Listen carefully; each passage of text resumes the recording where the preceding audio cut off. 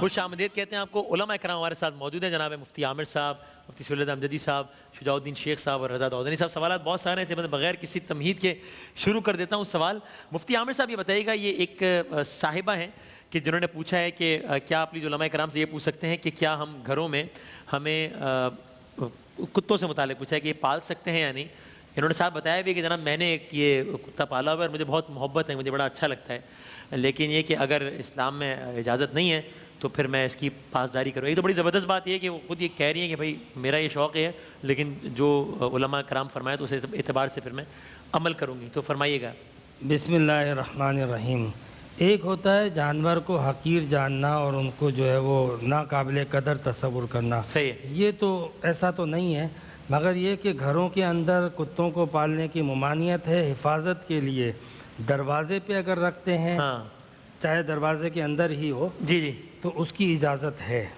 لیکن وہ جو ہوتا ہے کہ مطلب ساتھ ہی بیٹھے، کچھ لوگ ہوتے ہیں نا ساتھ بیٹھے ہیں کھانے کے ٹائم، اس کی ممانعت ہے۔ ہاں، کتے کا لعاب جو ہے وہ ناپاک ہوتا ہے، صحیح، تو ظاہر سی بات ہے کہ پھر اس کی جو ہے وہ امکانات جو ہے وہ مختلف چیزوں میں ناپاکی کے بڑھ جاتے ہیں، اس لیے فقہ جعفریہ میں۔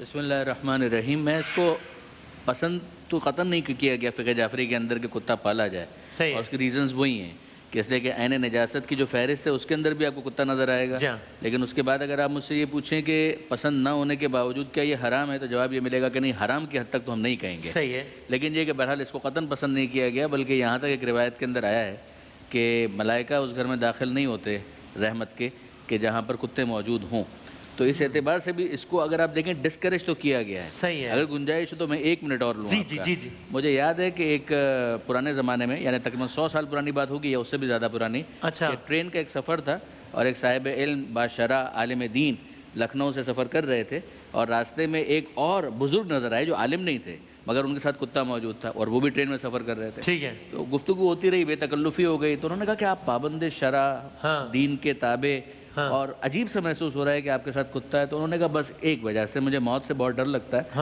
اور میں نے یہ سنا ہے کہ جہاں کتا ہو وہاں پہ فرشتہ نہیں آتا، لہٰذا میں نے کتا اپنے ساتھ رکھا ہوا ہے کہ جب یہ موجود ہے تو فرشتہ نہیں آئے گا، تو موت کا فرشتہ بھی نہیں آئے گا، تو میری جان نہیں جائے گی۔ تو انہوں نے بہت پیارا تبصرہ کیا ہے، انہوں نے کہا کہ جناب اس کتے کو بھی تو کبھی موت آنی ہے نا، تو جب اس کی روح قبض کرنے کے لیے وہ فرشتہ آئے گا تو ساتھ ہی ساتھ دوسرا کام بھی کر لے گا، یہ بھی لائٹر نوٹ پر، لیکن یہ کہ سمجھانے کے لیے ڈسکریج کیا گیا۔ تو بنیادی جو جواب ہے وہ یہی ہے اس کا۔ دیکھیے شجاع ہوتا ہے اس سے ایک تاثر یا فقہی مسئلہ بتا دیا، لیکن اگر just for the sake of asking کہ ایک تاثر یہ ہے کہ بھائی اسلام تو جانور سے محبت، یعنی یہ تو جس طرح مفتی عامر صاحب نے کہا کہ ایسا ہرگز نہیں، حقیر کہا گیا، لیکن ہم تو یہ کوالٹیز میں جانا وہ وفادار جانور ہے اور یہ ہے وہ ہے، تو پھر اگر ایک طرف اس کی یہ کوالٹیز ہیں تو پھر اس کو کیوں اس کے گھر میں پالنے کو ڈسکریج؟ بسم اللہ الرحمن الرحیم۔ قرآن حکیم میں سورۃ الاعراف میں ایک ایسے شخص کا ذکر ہے کہ جس کو اللہ تعالیٰ نے علم عطا کیا ہدایت کا، اور وہ دنیا کی محبت میں ڈوبا، صحیح ہے، اور اس نے ہدایت کو فراموش کیا اور گمراہ لوگوں میں شامل ہو گیا۔ آگے چل کے قرآن کہتے ہیں کہ اس کی مثال کتے کی طرح ہے۔ ایک گمراہ شخص کے تذکرے کو بیان کرتے ہوئے اللہ سبحانہ و تعالیٰ نے کتے کا ذکر کیا، اور عجیب بات ہے قرآن یہ بھی کہتا ہے یہ پوری مثال پوری قوم کی بھی ہو سکتی ہے کہ جو ہدایت کو فراموش کرے اور گمراہی کی روش پر چلی جائے۔ یہ سارا کچھ بیان کرنے کے دوران میں قرآن کہتے ہیں کہ اس کی مثال کتے کی طرح ہے، اور وہاں اس پر علماء کرام نے بھی تذکرہ بھی فرمایا کہ جو حرص اور لالچ اور طمع یہ جو اس کتے کے اندر رکھی گئی ہے، یہ بھی وہ ایک ایسا پہلو ہے کہ یقیناً جو اللہ سبحانہ وتعالیٰ کے پسندیدہ نہیں۔ تو اگر کچھ کوالٹیز کو ہم دیکھ رہے ہیں، اگر تو اس کے برعکس بھی کوالٹیز ایسی اس کے اندر ہیں کہ جب انسان پھر اس سے محبت کرے گا تو عین ممکن ہے کہ اس طرح کی چیزیں اس کے اندر بھی شامل ہو جائیں۔ اب اس میں سمجھنے کے لیے کون سوال، لیکن وہ مشہور و معروف واقعہ جو قرآن میں بھی اصحاب کہف کا سنتے ہیں، تو اس میں بھی تو وہ ایک ہی جانور جس کے بارے میں پھر کہا گیا کہ وہ پورے سینیری کو اگر دیکھیں جو مفتی صاحب نے بھی بیان فرمایا تھا نا کہ اگر کسی نے حفاظت کے لیے رکھا ہوا ہے تو وہ اس غار کے دہانے پر تھا، اس کی دہلیز پر تھا، اور قرآن کہہ رہا ہے اگر تم جھانکتے تو تم مرعوب ہو جاتے، تم روب کے اندر آ جاتے۔ تو اس سینیریو میں بھی اگر دیکھیں تو حفاظت کے تعلق سے تو ٹھیک ہے، اب حفاظت سے آگے بڑھ کر اس کو گود میں بھی رکھنا اور اپنے ڈرائنگ روم میں بھی لے کر آنا، بیڈ روم میں بھی لے کر آنا، مفتیان کرام اگر چاہیں گے تو اور وضاحت فرمائیں گے۔ عام برتن کو دھونے کے لیے کیا حکم ہے، اور جس برتن میں کتا لعاب ڈال دے اس کو دھونے کا کیا حکم ہے، تو بڑا فرق اس میں رکھا گیا۔ اس کا مطلب ہے کہ اس کو ان معاملات کے حوالے سے یہ پسند کیا جائے، ساتھ رکھا جائے، ڈسکریج کیا جائے۔ اب مفتی صاحب ایک لمحے کو یہ مثال کتے سے ہٹا کے عام جانوروں تک لے آئیں، کسی کو بلی پالنے کا شوق ہے، نجس جانور نہیں ہے اس کے، تو بھی یہی احکامات آئیں گے یا پھر ایک واضح نرمی ہو جائے گی سارے احکامات میں؟ بسم اللہ الرحمن الرحیم، اللہم صلی علی سیدنا و مولانا محمد وعلی آلہ و اصحابہ وبارک وسلم۔ دیکھیں جہاں تک بلی کا تعلق ہے تو اس سے ہم پال سکتے ہیں، صحیح ہے، لیکن باقاعدہ ڈاکٹرز یہ کہتے ہیں کہ اس کے جو بال ہوتے ہیں نا، جو ہیئرز ہوتے ہیں، وہ بڑے نقصان دہ ہوتے ہیں انسانوں کے لیے، تو اس کی احتیاط کرتے ہوئے کر لیں۔ دوسری بات اس میں یہ ہے کہ کیا بلی کو آپ ساتھ سلائیں گے؟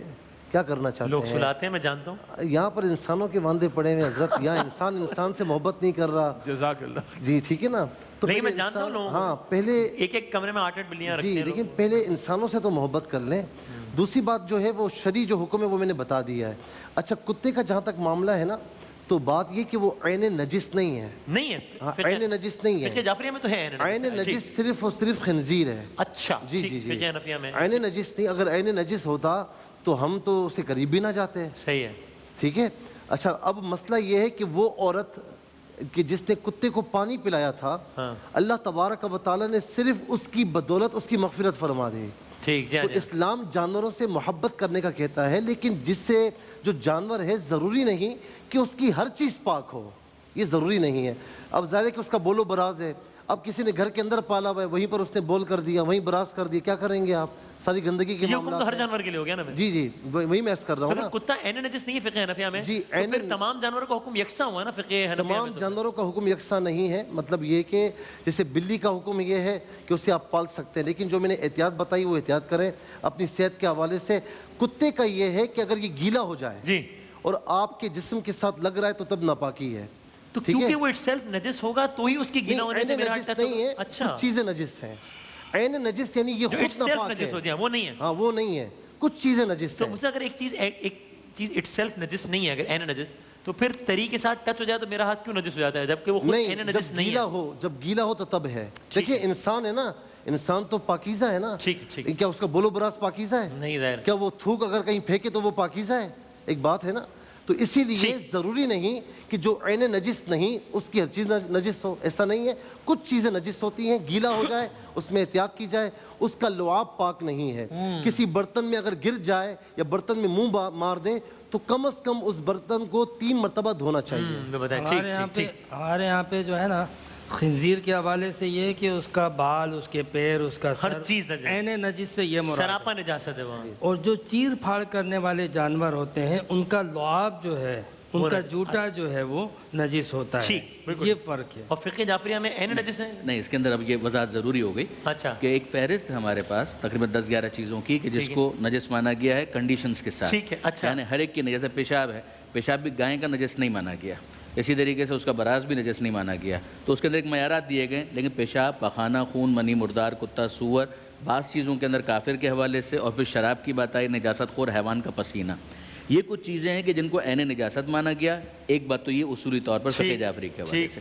دوسری چیز یہ ہے کہ جو عین نجس بھی ہے اس کو ایون آپ ٹچ بھی کر دیں گے تو آپ کا ہاتھ، آپ کا جسم نجس نہیں ہوگا until and unless wetness is there، یا اس میں ویٹنس موجود ہو یا آپ کے ہاتھ میں ویٹنس موجود ہو، تب وہ میڈیم بنے گا ٹرانسفرنس آف نجاست کا۔ کچھ چیزیں تو اٹ سیلف ہی ویٹ ہے، مثلا خون، تو اس کو ہاتھ لگے گا تو خون بھی فرض کیجئے کہ جمع ہوا موجود ہے، یعنی ہم فرض کر لیجئے کہ جمع ہوا موجود ہے، تو اس کو ٹچ کرنے میں ہاتھ نجس نہیں ہوگا۔ ویٹنس نہیں ہے تو اس صورت میں وہ نجاست ٹرانسفر نہیں ہوگی۔ اچھا، اب یہ جو مسئلہ اس کے اندر آ گیا نا کہ اگر خشک ہے تو اس کو ہاتھ لگایا جا سکتا ہے، یہ کتے کے اندر بھی ہے کہ اگر کتا بھی ڈرائی ہے اور اس کو ہاتھ لگایا تو اس سے کوئی ہاتھ نجس نہیں ہو جائے گا، لیکن اگر ہاتھ اگر گیلا ہے یا کتا گیلا ہے اور اس کو ہاتھ لگایا تو یہ نجاست ٹرانسفرنس ہوگی، اور اس کے نتیجے میں پھر نماز کے مسائل آئیں گے اور اس میں سینسیٹیوٹی زیادہ ہے۔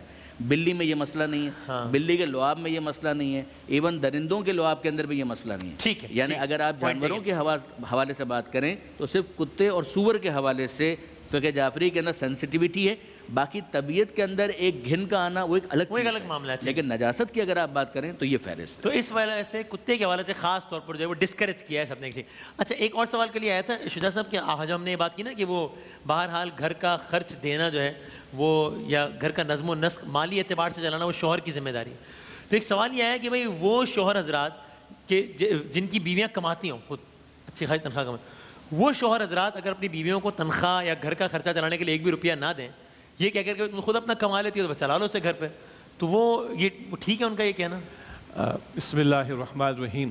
میں تو سمجھا تھا کہ یہ بات کل مکمل ہو گئی تھی، اور ہم چاروں کی طرف سے کامنٹس آ گئے، تو جب آپ کی باری آئی تو پھر وقفہ میں نے بریک لے لیا جی اپنے بریک لے اور لیا آج ہی میں نے ایسے موقع پہ سوال پوچھا کہ آپ کی بات مکمل ہو گئی، میں بریک پہ چلا جاؤں وہ ٹائمنگ کے ساتھ یہ سوال جی اس میں اصل میں میرا خیال ہے دو پہلو ہوں گے، ایک تو اصلاً شوہر پر ہی کفالت کی ذمہ داری ہے، صحیح، ٹھیک ہے، اور ایک ہمارا دینی مزاج ہے، اس دینی مزاج کے اعتبار سے شریعت نے عورت پر معاش کی ذمہ داری نہیں ڈالی، اور اہم ترین ذمہ داری گھر کے تعلق سے اس پر ڈالی گئی کہ وہ شوہر کے لیے سکون کا باعث بنے، اس کی تابعدار ہو، اولاد کی تربیت کرے، یہی اس کے لیے جنت کے حصول کا باعث۔ صحیح ہے۔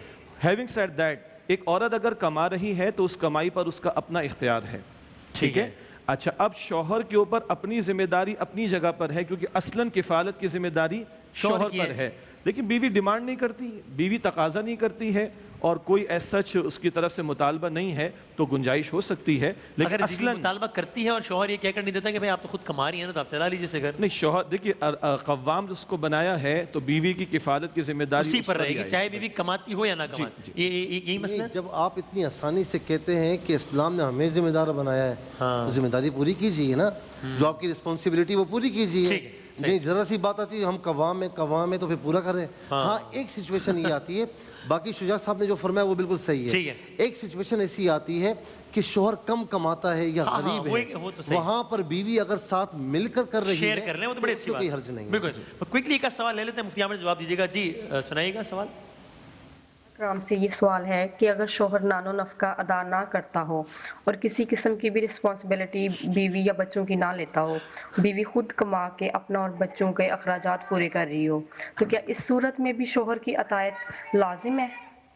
یہ مجھے بتائیں، میں اصل میں ہوں 25 دن سے ایئر میں، تو کیا باہر شہر میں کوئی کرائسس آ گیا کہ میاں بیوی کے تعلقات کے حوالے سے جو ہر دوسرا سوال اسی حوالے سے ہو رہا ہے؟ سب خیر تو ہے شہر میں؟ آپ کو بتاؤں کہ ان دنوں میں طلاق کی شرح بہت زیادہ بڑھ گئی ہے، ویسے ڈومیسٹک وائلنس بہت بڑھ گیا ہے دنیا، آپ ٹھیک میرے پاس ان دنوں میں کئی مسائل آئے ہیں۔ اچھا جی وہ گھر میں رہ رہے ہیں تو پھر میرا خیال ہے وہ ہے نا، چلو لاک ڈاؤن ریلیکس ہونے کا یہ ایک بلکہ فائدہ تمام علماء کی طرف سے یہ بھی بات جانی چاہیے کہ خدا را اس طرح نہ کریں، ایسا نہ کریں۔ مفتی عامر صاحب یہاں یہ میری بہن نے سوال کیا کہ اگر شوہر نہ کماتا ہو تو کیا پھر بھی شوہر کی اطاعت کی جائے گی؟ پھر بھی اطاعت کی جائے گی، ٹھیک، لیکن یہ کہ بعض اوقات ایسا ہوتا ہے کہ شوہر اگر کماتا نہیں ہے، پھر وہ دوستوں میں بیٹھنا، فالتو کی فرمائش کرنا، تو فالتو کی فرمائش اوائڈ کی جائے گی، لیکن جو شوہر کا جو مرتبہ ہے جس کو مجازی خدا کہا گیا ہے، اور یہ کہا گیا ہے، حضور نبی کریم علیہ السلام نے فرمایا کہ اگر اللہ کے سوا کسی انسان کو سجدہ روا ہوتا تو بیوی کو حکم دیا جاتا وہ شوہر کو سجدہ کرے۔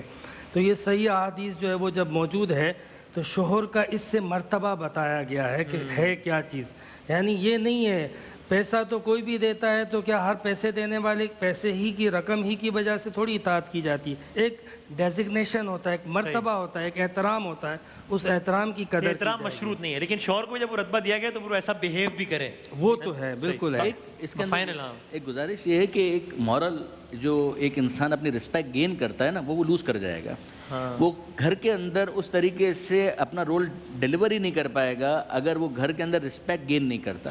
مجھے اچھی طریقے سے یاد ہے، ایک دفعہ میں رمیز راجہ صاحب کو سن رہا تھا کہ انہوں نے کہا کہ کیپٹن جو ہوتا ہے نا صرف بنا دینے سے کیپٹن نہیں ہوتا، اس کو پرفارم کرنا پڑتا ہے بیٹنگ کے ذریعے سے یا اپنی بالنگ کے ذریعے سے، جس کے بعد وہ ڈریسنگ روم کے اندر ایک رسپیکٹ کو گین کرتا ہے۔ اگر یہ شوہر ہے، اگر وہ کتنا ہی ہم اس کو کہتے ہیں کہ آپ کو گھر کا کیپٹن بنایا گیا، یہ بنایا گیا، وہ اگر کیپٹن کہے بیٹنگ کرو اور خود زیرو پر آؤٹ ہو جائے گا، 5 میچ کے اندر اگر وہ زیرو پر آؤٹ ہو جائے تو اس کے لیے کہنا بہت مشکل ہو جائے گا اپنی ٹیم کو کہ تم اچھا پرفارم کرو۔ اسی طریقے سے اگر یہ شوہر ہے، یہ اپنی ذمہ داری پوری نہیں کرے گا تو یہ مورل اتھارٹی جو ہے نا یہ لوز کرتا ہے، پھر اس کے بعد ناشزہ کا حکم جو ہے نا وہ خود اس شوہر کے اوپر بھی اطلاق ہونے لگتا ہے کہ یہ ناشز ہو چکا ہے کہ اپنی ذمہ داری پوری نہیں کرتا۔ اس میں ایک جملہ میں عرض کر دوں کہ علامہ صاحب نے بڑی پیاری بات ذکر کی، مگر اس وقت جو معاشی سچویشن ہے دنیا بھر کی، خاص طور پہ ہمارے ملک کی، تو سارے کپتان اس وقت جو ہے وہ آزمائش کا شکار ہیں، سارے کپتان، مطلب سیاسی پیرے میں لیا جا سکتا ہے مفتی عامر صاحب؟ ہاں بالکل۔ اچھا ایک ہے کہ جو علامہ صاحب نے کہا نا کوئی جان بوجھ کے مطلب کمانے کی طرف نہ بڑھتا ہو، تو یہ بالکل ایگزیکٹ ایسا ہی ہے، لیکن اگر حالات ایسے ہیں روزگار جو ہے وہ اللہ کی مرضی۔ یعنی وسیم اس کے اندر آپ خالی اس پہ غور کیجیے گا، شجاع صاحب بھی کچھ کہنا چاہ رہے ہیں کہ اگر شوہر سارے کے سارے بیٹھے ہوئے ہیں اور چائے پی رہے ہیں ٹھیلوں کے اوپر اور بیٹھے ہوئے ہیں ڈھابوں کے اوپر، اور اپنی بیویوں کو انہوں نے بھیجا ہوا ہے ماسی کی طرح وہ کام کر رہی ہیں، آپ مجھے بتائیے آنیسٹلی اسپیکنگ کیسے ہم اس کو جسٹیفائی کر سکتے ہیں؟ کیا یہ کوئی ایک کیس ہے؟ انتہائی مختصر میں آخری ایک بات کر لیں کہ نمبر ایک بات یہ کہ یہ میری بہن نے جس طریقے سے سوال کیا ہے نا تو لگ رہا ہے کہ دال میں کچھ کالا ہے. اچھا یعنی وہ شوہر جو ہے نا تھوڑا سا گڑبڑ ہے معاملہ, کچھ گڑبڑ معاملہ لگ رہا ہے. اگر ایسا معاملہ ہے تو شوہر سخت گناہگار ہوگا. اللہ اکبر. صحیح, آخری کامنٹ آپ. جی بالکل, بہت اچھی گفتگو ہماری طرف سے, آپ علماء کرام کی طرف سے جاری ہے. اور ان حالات میں دیکھیں یہ ایکسیپشنل کیسز آ گئے ہیں. میں سمجھتا ہوں کہ تالی دونوں ہاتھ سے بچتی ہے. اور فَإِنَّ مَعَ الْعُسْرِ يُسْرًا, قرآن کہتا ہے یقیناً مشکل کے ساتھ آسانی ہے. اچھے حالات بھی اللہ نے دکھائے تھے, ان کا اگر ذکر جاری رہے گا تو ذرا مشکل حالات کو برداشت کرنا آسان ہوگا. اور بہرحال شوہر کو اگر قوام بنایا, بڑا بنایا, تو اس کو بڑے پن کا ثبوت پیش کرنا چاہیے. He must take the responsibility. جزاک اللہ جناب. شوہروں کے حوالے سے سوالات کا سیگمنٹ اپنے اختتام کو پہنچتا ہے. بریک کے بعد حاضر ہوتے ہیں. یہی ماہ